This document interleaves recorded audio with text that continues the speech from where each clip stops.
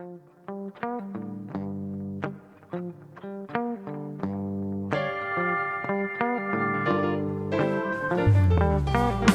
green river laid out by my front door, and I'm miles and miles from the nearest store. Pot full of crab. Hello, everybody. Welcome to Talk About with Biff, Vodka, and Mr. Fun, the podcast where we will talk about everything. We will talk about anything. Quite frankly, we are going to talk about it all. And against my better wishes, we are doing this remote. We have had calendar challenges this week. Well, Biff, I mean, you live in a different hemisphere now. It's like hard for us to make some, arrangements. I'm not sure I'd say it's a different hemisphere, but I take your point. Your Delaware accent keeps getting stronger and stronger every time I talk to you. Yeah, well, it's just like your Baltimore accent keeps getting stronger and stronger every time you talk. So good. So, it's anyways, he's playing a lot of golf too. He's got all his new friends. Oh, stop! No, stop, Mr. Fun. How's your golf game? I played once with the Biffer. He taught me. You're an incredibly patient teacher, Biff. I really appreciate it. Oh, one, I should not be a golf teacher, but two, you have some natural talent. I will give Mr. Fun some credit. So he hit it straight off the tee for first shot. I don't want to say it was in the air or 200 yards, but he hit it straight, and that was the first battle. And I think he passed, and we're ready to see him in a couple weeks at the Lucky Open. Excellent. I think golf and maybe Jai Lai. I have some natural ability at those two. Jai Lai. Yeah, I didn't know. Yeah, it is an odd sport highlight for those that have never seen Jai Lai. You should look it up on YouTube. I think it's fun to watch. So, anyways, here we are another week, and I have a quick update. The comments to me about wearing white jeans. Right, yes. I have received several comments about wearing white jeans, and I will go again. State for the record, I do not own white jeans. Have never owned white jeans, and I'm not going to wear white jeans. However, one of our friends, who shall be named Gerber, has admitted that he has off-white jeans, and Mrs. Gerber has forbidden him to wear them ever. He doesn't. But he has them though, and he would like to wear them, but has been told that he cannot wear them. Where would he like to wear them? Yeah, I think he's invested money in them, and he would like to wear his white jeans. Interesting. And I said, hey, you go for it, because I don't own white jeans. What do you own again? Like white khakis? I own white khakis. Yeah. Which is perfectly normal. Yes. It is. For Mrs. Biff's ice cream man fantasies. Yeah.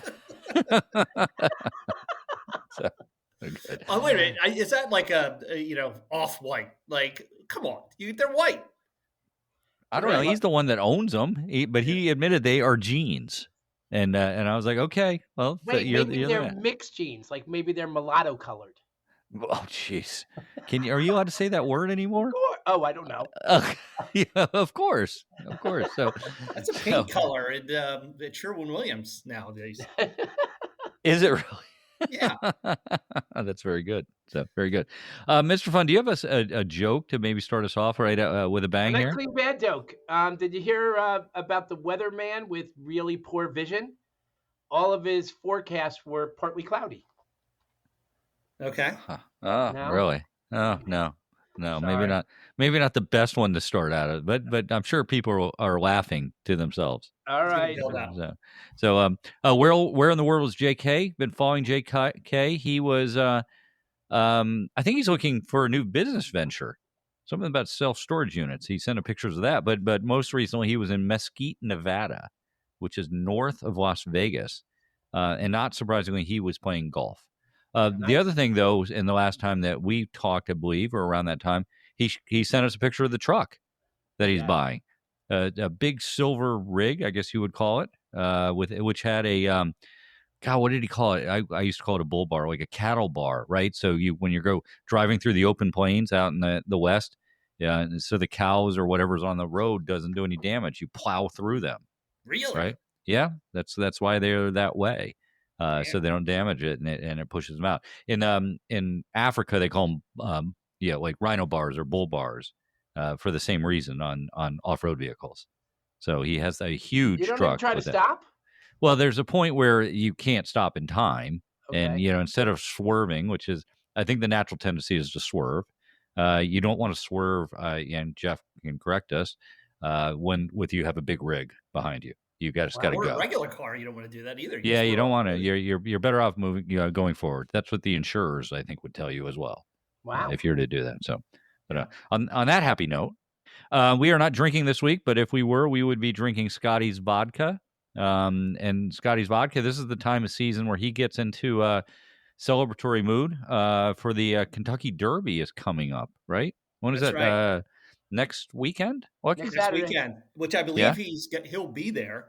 Yeah. He's I think years. I mean, like 7, 8 in a row. He's been going down there. But he also has his big annual celebration at the Potomac. What is it? The hunt races. Hunt races up in Upper Montgomery County, Maryland, Sunday, May 18th. Anybody going to that event should visit him. It's in Poolesville, Maryland. Absolutely, they always have a space on the rail, a big space, and they have Scotty's, being poured. I'm sure they'd give you a taste test if you're not associated with the Scotty's group, but they'd love to see you. So it's a really good opportunity. It's Sunday, May 18th. May 18th. 11 a.m. to 5 p.m. Post time, noon, rain or shine. So the Kentucky Derby is interesting. So it's obviously in a week's time. It's the biggest horse race of the year, at least in the U.S. for that matter, and maybe you could argue globally, but that nobody talks about until literally quite up to the day of the race, right? There's no favorite, right? Well, there's a favorite, sure, but there's nobody that's like taken over control of the media to say this is the horse, unless you're going to tell me something differently, Lucky. Well, I mean, if you follow racing, there's a lot of call it preliminary races. You don't necessarily qualify, but there is a qualification-esque kind of process to be one of the horses in this first race. Now there's 20 horses this year. So, usually the Kentucky Derby runs a lot of horses, and I think just because mainstream sports followers don't necessarily follow the the Kentucky Derby only when it's time to start betting, right? I feel like it's like opening day or college football kickoff. Like everybody knows it's going to be great. It's a big party, and what do you eat and what do you wear and where do you go? And you figure out who the best horses are, just like you figure out who the best teams are, maybe after the first week. Speaking of which, I don't remember if we talked about it last week. The thought that the Masters was recently, right? That was 2 weeks ago. Is that we had friends visiting us, and they brought over, which I'd seen online, and there was some form of prompt on Instagram or something for a Masters food kit, right? So they brought over. It had pimento cheese, it had moon pies, it had branded cups that came with it. It had placemats, coasters, and it was pork. It was barbecue pork that came with it, and you could basically have your own, like you were at the Masters. And it strikes me officially licensed. Oh yeah, absolutely. It came in a big Masters box. It was brilliant, and I don't remember exactly what it cost, but I know it was over $100, and they sold out. So somebody came up with this bright idea, and I'm sure they sold millions of them, right? And on top of just watching it, now you can experience it. Where I'm going with this is that the Kentucky Derby is one of those natural events to do it, right?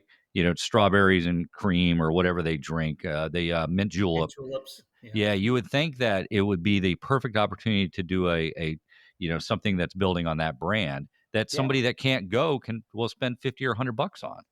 The thing is, I think with the beauty of the Masters and that concept working is it's, these unique food items, right, that probably have a high margin available, like the pimento cheese sandwiches. That's an easy one to make or whatever. Versus like the Kentucky Derby, I don't know what food. I mean, there's a lot. Well, it doesn't. But I think the mint julep, right, is the drink, is it not? Yeah. At the Derby. And look, and people wear hats and correct me if I'm wrong, Mr. Fun, you're doing a fundraiser on Derby Saturday. Yeah, I was going to add. We're going to have all that themed food. We're going to have the mint juleps. We're going to have the funnest part the most fun part of the event is a human horse race where there's going to be, the horse lengths are going to be, or whatever you want to call it, the strides are going to be taped on the floor, and you roll dice. And every time I roll, there's 6 horses in a race, and every time I roll your die, number, you advance, and whoever gets to the finish line first wins incredible prizes. So it's really fun. It's really fun. Yeah. So I mean, but I take your point, Lucky. There's not a specific food. However, it's made for it. People have derby parties all the time, and if you could get something official from Churchill Downs, that would be kind of cool. I think it would be kind of cool. Mr. Fun, that's at Tommy Joe's in Bethesda, right? Yes, sir. Okay. Thanks for the plug. The three favorite horses for this year's Kentucky Derby. Again, there's 20 horses. Journalism comes in opening line at 3-1 odds, and then Sandman at 6-1, and Sovereignty at 5-1, or second or third and second respectively, and then a bunch of horses at like 20-1 and above. So where's a day in Asia? A day of Asia is probably carrying people's stuff from their car to the gate to get into the Kentucky Derby. Working the pony ride. What was that? For those of you who don't know, a day in Asia was Lucky's horse. He owned a horse for a little while. A fraction of a horse. A fraction of a horse. He only lost $192 or something on it after. Yeah, the beauty of claims. that horse was it was a moderate tax deduction this year. Yeah. Hey, did you guys know I decided to walk to a bar and walk home afterwards? It took me 5 minutes to walk there and 45 to walk home. The difference was staggering. That's pretty good. That's pretty good. I will give you that. So that's good. What else? What else is going on in the world, Luck? Couple things. So we continue to have a lot of like drama around the college sports. With the NCAA settlement, the case that went to the Supreme Court.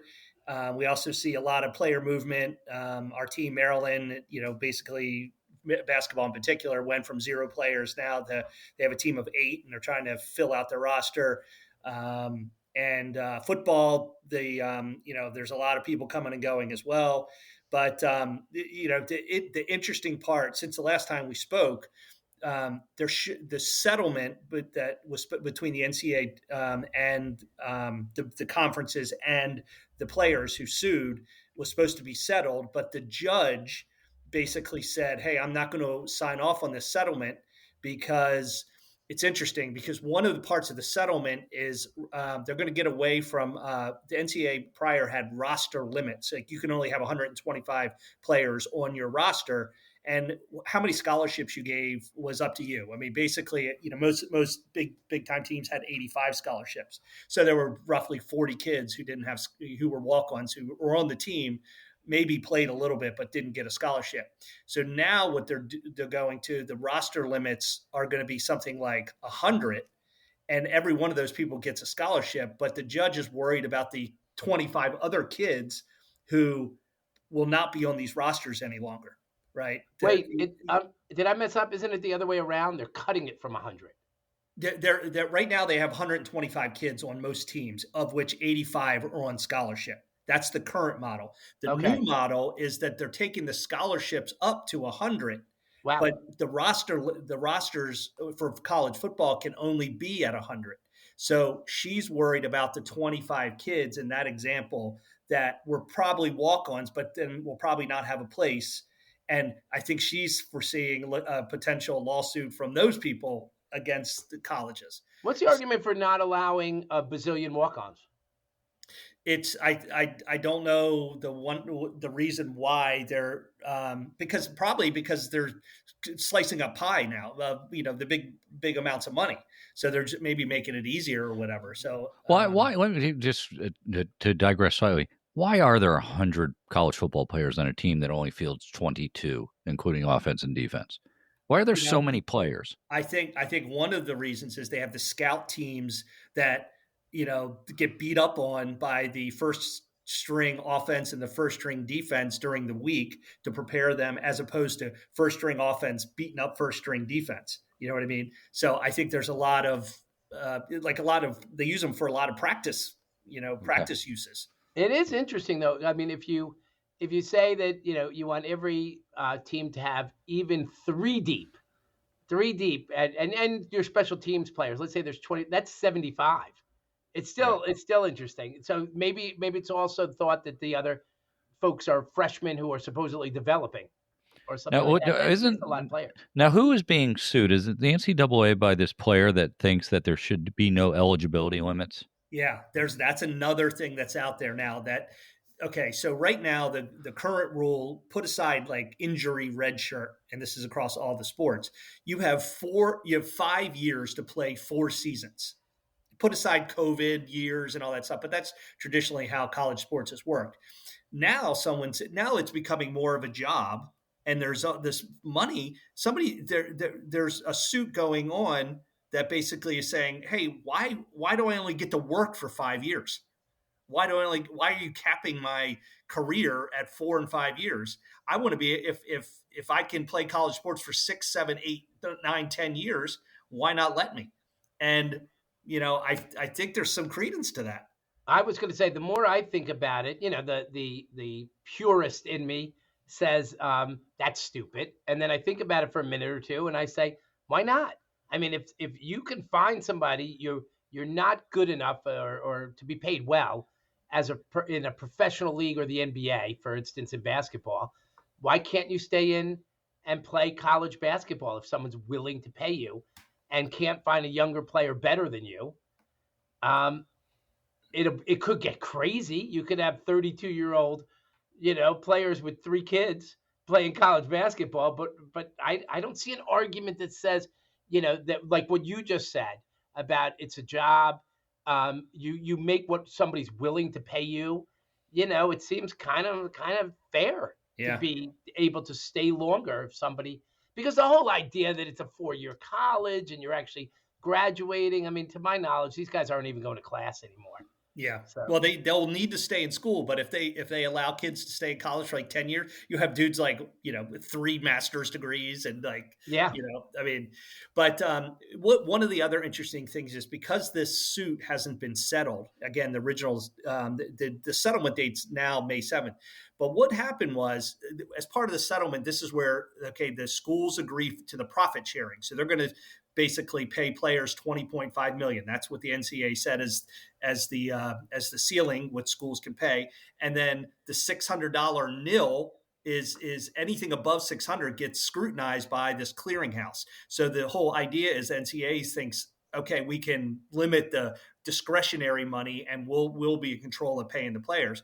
Well, what's happening now is all the schools who have a lot of nil, a lot of discretionary, they're dumping it.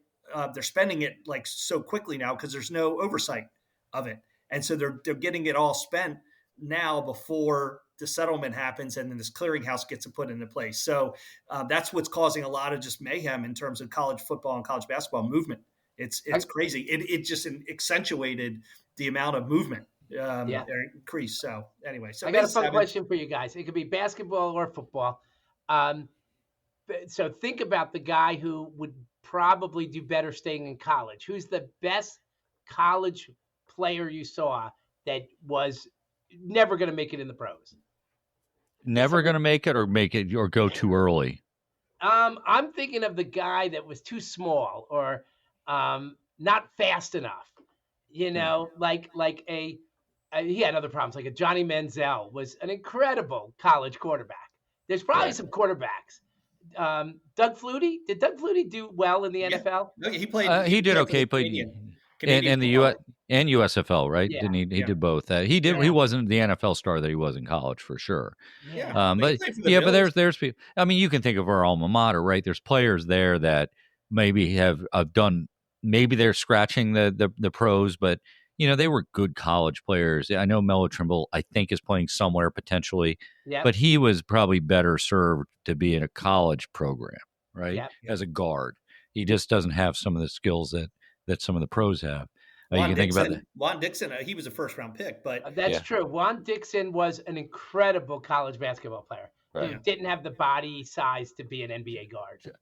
That's funny you say that. I read this article on the NBA mock draft. I don't typically follow it. Cooper Flagg's going to go number 1. He's coming out on the I guess he declared right this past week. Yeah. I saw that the mock draft had 2 of the top 5 coming from Rutgers. Yep. Yeah. Rutgers didn't even make the tournament. How was that? I'm not sure I've ever heard of a program putting 2 of the top 5 players in the NBA that didn't even come from a basketball team that put them in the NCAA tournament.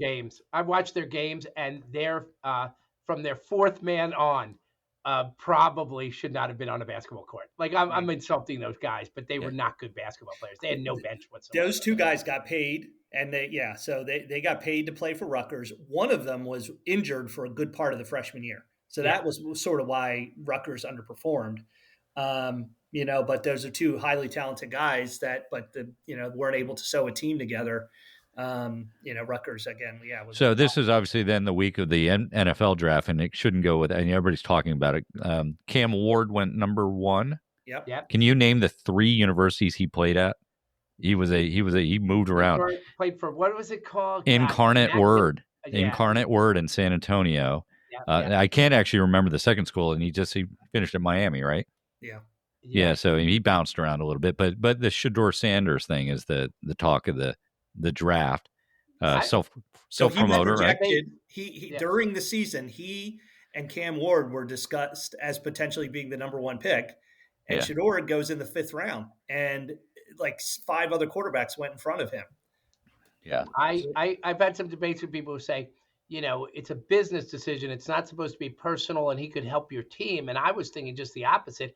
It's a business decision. And I mean, you have to be pretty concerned about somebody's, locker room presence or whatever to pass on him for almost 5 rounds. I mean, there were teams that just did not want to touch him because of all that he brings with him, with his dad and stuff like that. Yeah, the thinking is, number one, he did not, or the rumors are he did not perform very well in interviews with a number of teams, whether he was trying to tank because he didn't want to be selected by those teams, or he just was a jerk.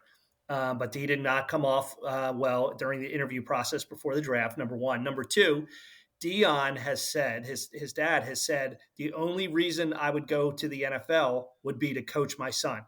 And so Shedeur goes to a team, you automatically got, Dion nipping at your heels to take your job. So why would anybody draft him? You know what I mean? Yep.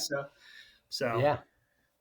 Crazy though. I mean, I've never seen anything like that. The one that comes to mind is when Marino slipped from the beginning of the first round to the end of the first round. Yeah. You don't see this kind of stuff. Did you? Okay. So this is very controversial today. So the day of the draft, so day one. So Friday night, Shedeur is waiting to get the call from a general manager saying, "Hey, we selected you to be on the team." He gets a prank call from someone who pretends like they're the general manager of the New Orleans Saints. Hey, we're thinking of taking you very soon, Shedeur. We're really looking forward to you coming, blah, blah, blah. And then he punks him and says, but you're going to have to wait a really long time. And then they hang up. Well, it turns out the kid who did it is the son of the head of one of the coordinators from Mississippi State, one of the SEC schools. And so he had to come out publicly today and apologize, and it's all over the internet. But can you imagine if that was your son? Is it legal? Is he in trouble? I don't know if he's necessarily in trouble. I mean, it's not a legal thing. I think it was I thought there was some question about how he got the number. His dad. Well, he got it from his dad. His dad's iPad. Interesting. Yeah. So crazy. But that kid, man, I don't know. So yeah. Good. Anyway, what else, Huck? That's from a sports perspective. That's about it. I saw the stat too. We talked about peanut butter and jelly sandwiches, which you guys are fans of, right? You guys, yeah, yes, yeah. Okay, so I saw the stat, which I found was interesting. The average American will consume nearly 3,000 peanut butter and jelly sandwiches in their lifetime. Okay, 3,000. So let's think about that. If somebody is 100 years old, that's 30 a year. Yeah. So I'm just trying to back into the math here. That's a lot of sandwiches. Yeah. I can't tell you the last time I had one. That was a kid thing. I do it. I do it if I need a quick sandwich. Yeah. And if I'm traveling in the car on the road and I don't want to eat right away, I put peanut butter and jelly because you don't have to refrigerate it. Wow. Yeah. I don't know why. I can't tell you why. I haven't had one in 15 years. I love them. Do you know how tall 3,000 peanut butter and jelly sandwiches are? No. It's tall. It's a tower taller than the Statue of Liberty. Interesting. So in our lives, again, that still seems like a lot of PB&J. Yeah. Again, because I did the simple, it would suggest that it's more like 50 a year or 60 a year. So one a week during your life, if my math is correct. Every day to school, it's like 5 days a week when you're like up until my daughter Natalie every day. I can't remember a day she didn't take a peanut butter and honey sandwich to school to eat. Wow, that was the big meal. And that like kept her out of jams. There you go. Oh, that was good.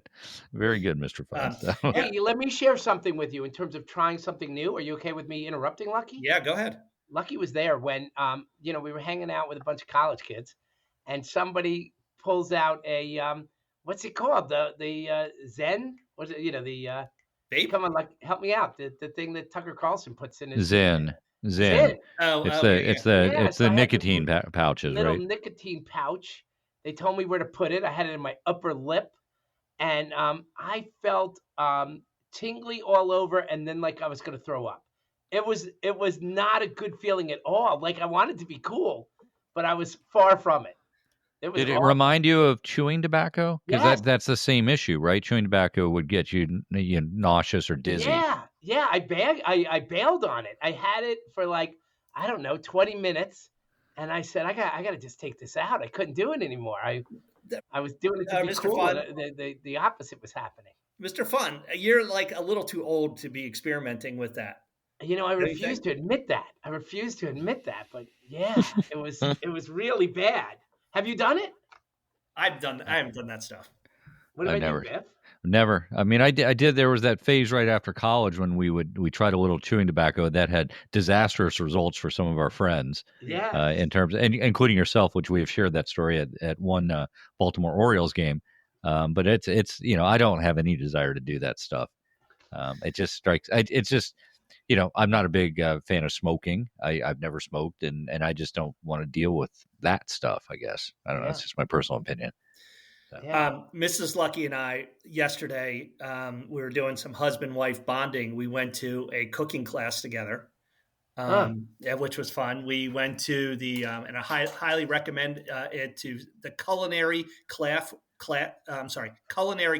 workshop in it's right outside of Baltimore. They have offer these like really cool cooking classes. We learned how to make pasta.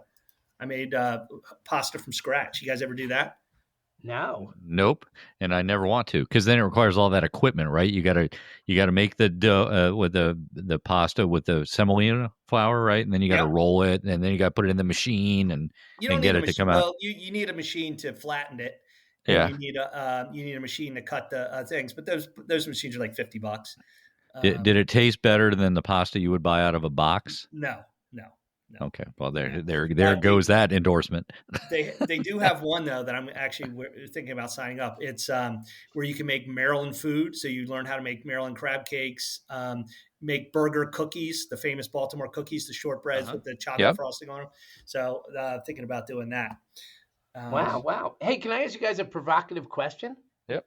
You let me know. We've done a bunch of these, so let me know if it's too similar to ones that we've already done. Would you rather be able to see into the future by 10 minutes or by 150 years? 150 by a long shot. Really? I think it'd be more useful. How? But so that means you're jumping from today to the 150th year, not all the time in between, I guess is your point, right? You either have this 10-minute view or what is going to happen in 150 years. Exactly. So I think I'd rather have the 10 minutes. Yeah. Really? What do you do? Because what are you going to do with 150 years? You're going to. So what I would do is I'd see what like companies are popular, what new innovations are there. And I necessarily wouldn't benefit from it. And probably my kids wouldn't benefit from it, but their kids might benefit from an investment of some sort that would yield something 150 years from now. Wouldn't though, if you had the 10 minutes and not to, maybe it passes it. There's a morality issue, but if you could see 10 minutes, you could bet on something that's going to happen, right? You could buy stock that is going to move that you could use it to your advantage in one sense. You would know the winner of every sporting event. Yeah. But like, how do you? Okay, so let's just say I could see 10 minutes in the future of a sports event. What you could take all the money you have and put it on something. You could bet on something, and the odds are in your favor. You would know who wins the Kentucky You would know. Derby. You would know. You could use it to your advantage. Okay. I guess a horse race. I'm thinking of like a basketball game or a baseball game. Like, yeah, but you remember they have in-game betting now. You know, some of those odds move, right? And you could do something. Yeah. So, but that's probably why. Go ahead, Mr. Fun. Yeah. Yeah, I was more thinking about there's going to be a car crash, so you could stop your car. You know, if you could see 10 minutes. I mean, I don't think you could eliminate some risk. You also, though, 150 years, I think you'd see things that you'd be like, what the hell is that? Like, how do I, you see some flying car and you're like, all right, that's cool. But what do I do with that? I don't know. All right. It's a good question. I think, look, for the good of mankind, you'd probably rather see the 150 if you're so inclined. That way you could, what if 150 tell your kids, awful, you could though? tell your, what's that? What if 150 is awful? What if you? So strange thought. I had this thought this week, which isn't particularly prophetic. Kids born today are going to live past 2100. Think about that. Yeah, that's 75 years, right? And so you're going to have kids that are going to go into the next century, which is a round number of 2100, right? Am I losing my mind on this? I think that's right, which is really kind of a number that it would have been hard to fathom, when you were in your 20s, I would think. So that was cool. So mine's not a provocative question, but I had a situation today that I'm going to read or share with you guys again. So I was up in northern Delaware today. I was playing in a golf tournament, and I go to the restroom, and I'm going to the bathroom, going in the urinal. And in the bottom of the urinal, where you pee into the bottom of the urinal, and there's that pad or whatever that thing is that they have in there, there's a wedding ring in the urinal. A man's wedding band. A man's wedding band is in the urinal. And I took a picture and I sent it to you guys, but it makes you wonder, how does a wedding ring get into the urinal? Like, what led up to that wedding ring being in the urinal? Did it slip up? Go ahead. I said it might not be a wedding ring. It might be a cock ring that fell off. Right? Yeah, it was. As you could attest by looking at the photo, it's not that big of a ring. So it's not like it's the Super Bowl ring. Not everyone is well endowed as you, Biff. Yeah, if you could have looked 10 minutes in the future, you could probably see if somebody was upset they lost their wedding ring. Yeah, that's right. Yeah, so wow, that is somebody who obviously did one of two things. They don't know their wedding ring is there. It dropped off their finger and they were intoxicated or something, or they did it on purpose. I know. Right? Wait, well, okay, just context. It was 2:30 in the afternoon. Now, I'm not suggesting there weren't people, because there was a bar and restaurant thing right outside at the clubhouse, and there were people there. There was even a band there at one point, because apparently they do some brunch thing. But so they could have been intoxicated. It's just hard to imagine that a wedding ring is going to fall off while you're standing in front of the urinal. And how hard are you holding your dick so that it slides off when you shake? That's exactly. I lost. I don't know if we've told the story, but I think Mr. Fun and I we both lost our wedding bands at one point. Yeah. Oh, I've lost 3. Oh, you have? No, I've lost 2. Wait. I'm on my 4th. And so that and there's the first one fell off right after it got married. Long story short, it ultimately was yard work. It fell off in my glove in the yard and ended up in the grass. Didn't find it for 6-8 months. And then you found it. Mrs. Biff found it. City. It was we had a car pad where we lived in our first house. Then I'm sharing a story. I get a substitute ring, so that's ring number 2. Then I'm sharing a story about that story when we're living in California. And I had just gone, I was a body surfer out there. That's the thing I like to do. And the water's cold in California. Sharing it with a family, look down, my wedding ring's gone. I lost that one in the ocean. Oh my gosh. Wait, before you leave this, I was body surfing or I was a body surfer? That just seems odd. I don't, whatever. Yes. Like when you can do it, I guess you're a body surfer. Okay, you were a body and in the act of doing it, you are body surfing. Interesting. So I'm not. It's not. I am a car driver. Like you being a Jai Lai player. Yes. I thought that might have been my sport. Okay, so you were a body surfer. So anyway, then there was another replacement ring which came, which was purchased at something like Costco. My rings weren't very expensive; they were just bands. At the end of the day, that one was quote unquote white gold. It turned my finger green at some point, so it was not white gold. So then on this fourth one, I bought at a kiosk in Spain for €10, and I've had it for I don't know, 15 years at this point. So I've gone through a lot of wedding rings. Wait, did you go back to the church and get it blessed? I did. Yeah.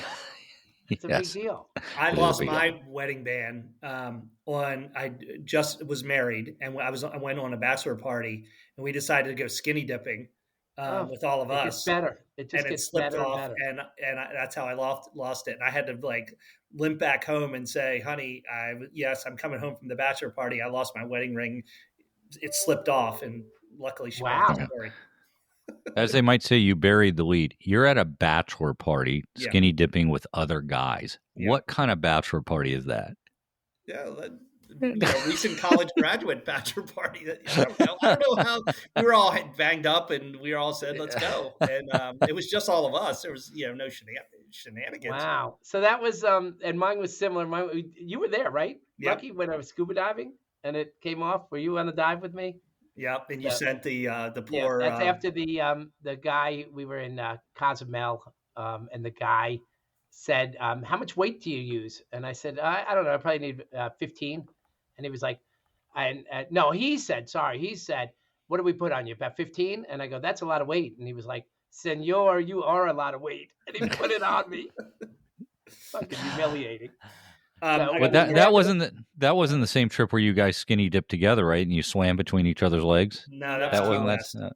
You can't get between Lucky's legs. That was another. You give yourself a concussion. All right. Mine's one other thought for me. I saw it was Arbor Day, I think on Friday or something like that this past week, which Arbor Day seemed to be a lot bigger deal when you were a kid, right? There was a whole thing about planting trees, and it was someplace in Nebraska did these sorts of things. But there was a thing about a tree which I had never thought of, and Mr. Fun's shaking his head at me. A tree, when a branch grows on a tree, right, it sticks out for the first time. It never gets higher above the ground from when it first comes out of the tree, meaning you could hang something on that branch and the tree will grow up and that branch stays at the same level its entire life of the tree. Wait. So, yes. It grows from the top up, you're saying, right? Yeah, it grows from the top up and it grows wider. It doesn't grow from the bottom below that branch up. Wait. So, as a amateur gardener who I'm not a body surfer, but I do some gardening and I don't wear white pants while I do it. But I have trees. I plant a tree. Okay. The whole tree is 6 feet tall. Understand that. Branch that's 2 feet off the ground. Say that branch is 2 feet off the ground and you left it that way. You don't trim it, right? You don't trim the branch. Right. Right? Chances are you're going to trim it. We trim branches. The tree gets taller, and that branch moves up. The branch moves, it stays at the same level. Nope. Yep. I think it depends on the tree. Okay. I read this in an Arbor Day stat. I can't reach anymore. I have branches I can't reach anymore. They're new branches. They're new branches. They are not new branches. They are new branches. They're the same branch that was on the bottom of the tree. Well, have you ever, people put swings on their trees, right? Yeah. On their branches. The swings don't rise up, so you can't reach the swing. The swing stays at the same height. That's a good data point. Take that, Mr. Fun. Let me think about that for a minute. All right. While you think about that, we are at that point, Mr. Fun. I think we're going to have to get to a risque joke. Yeah. All right. Or two. So this guy, he's feeling, just totally in love with his girlfriend. So he brings home some flowers, and she's overwhelmed, joyful that he brought them home, a dozen roses. And he presents her with them, and she can't believe it. And she immediately does what she instinctively, she takes off all her clothes and she lies down on the couch and she spreads open her legs and she's like, "This is for the roses." And he goes, "Don't we just have a vase?" Okay. No? That's good. I'll give you more than an okay, Mr. Fun. That was a good one. So Thank good. you. Lucky, how do they get a hold of us? Talk about 2023 at gmail.com. Keep the emails coming. Yep. Love to hear the feedback and responses to questions that we have. Corrections. We get a lot of corrections and a lot of comments on Biff's attire, of course. Yeah. Okay. Let's get a new topic besides me not wearing white jeans, as it were. So when I was an infant, my belly button was only 2 feet. It was a foot off the ground, and as I grew, it stayed there. The rest of my body kept getting higher and higher, but my belly button. I don't believe the tree thing. I don't believe the tree swing is a good way to think about it. I think somebody was pulling your leg. No, I read this from a reputable news source. It's one of the amazing facts about trees. Well, you're also the one who made a big deal of Arbor Day when you were little. You're like, wasn't it a big deal when we were younger? I don't even remember it. Oh, quickly, we have a special guest walking in at the very end of the podcast. Do I get to do that? Who's that? Oh, no, it's Natalie. So I'm going to have Natalie. I'm going to put the headphones on you. Mr. Fun has some questions for you. So no, I had a joke or two. Oh, he has some jokes for you. So I had bartending jokes because. Okay, Natalie is up from Charlotte visiting. So Natalie, here you got to speak into the microphone and put the headphones on. Wow, will you be able to hear Biff? Is Biff able to hear? No, it's just me. Now wait, Natalie, you were a double major, right? Weren't you like a sort Spanish of minor? I was a Spanish minor, and then I didn't get into the communications program because I failed an exam and I got my gallbladder out. So to add to all the podcast stories. Excuses. Yeah, I know. It's a lot like your college history. Exactly. You don't look Spanish. Yeah. No hablo inglés. You said you used to be a Spanish minor. Was. Lots of tapas. The Spanish guy goes to a bar and he sits next to an Irish guy. And so he asks the Irish guy what your name is, and the Irish guy goes, Michael O'Brien, and the Spanish guy goes, wait, what is it? Is it Michael or is it Brian? Get it, O'Brien? Where's the button? You obviously don't speak Spanish, Lucky. That's a pretty good joke. So how's the life of an engaged woman these days? It's very busy. We've done absolutely zero planning. We tried to do some planning at Starboard earlier, and as of right now, the wedding will be at Pit and Pub on 127th Street in Ocean City. Oh, nice. Oh, good. We'll keep the natural light business going. The fire pit wings will be served. That's about all we have. That would make me so happy. That's easy. added to your wing search. We've been thinking about this. Yes. That and if you guys come down to Charlotte, the Moosehead Grill has the best wings in town. Ooh, I'll be there. So that's on your agenda. So this guy brings his German Shepherd into the bar with him. Bartender says, "Sir, you can't have a dog in here." He goes, "No. I can't see, and it's my seeing eye dog." And so he's walking out, and the guy apologizes, gives him his drinks. He's walking out, and this guy's trying to bring his Chihuahua in, and he says, "Listen, if they ask, say it's a seeing eye dog." So he sits down and he says, "Sir, you can't bring your dog in here." And he goes, "No, I can't see. And that's my seeing eye dog." And he goes, "Sir, they don't give you Chihuahuas as seeing eye dogs." And he goes, "Holy shit, it's a Chihuahua?" See, these are funny. These are funny jokes. You've done better. As a loyal listener, I know I was telling my dad, you guys did your little survey on the last episode or the previous one about who's listened to every episode. I have heard all of them, including missing episode 2. I have a cold. I have all the excuses in the world. I'm boring. I'm halfway through a You can do better. All right, I'll try. One last question. How's your dad been during the wedding planning process? I think he's happy Christy has hers planned. I think everyone is happy, like I said, with my Pit and Pub planning. I'm happy with it. That saves us a lot of money down the road. I'm happy with it. Let's go. All right. You're invited, awesome Rob. Seeing you. Good to see you guys. With wedding jokes. You can have 3. Okay, we'll limit you there. Take your time. See you guys. Okay. Right.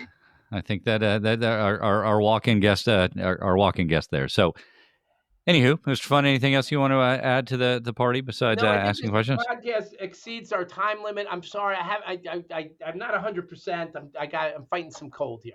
So you did well. So, well, good. Well, good to see you guys online as always. Hopefully, we will do it again soon. We do have the Lucky Open coming in just under 2 weeks. So we have that, and we will have some recording opportunities there, some public appearances. So we are looking forward to that. So until we do, gosh, I can't even talk. Until we do it again next time, let me just say goodbye.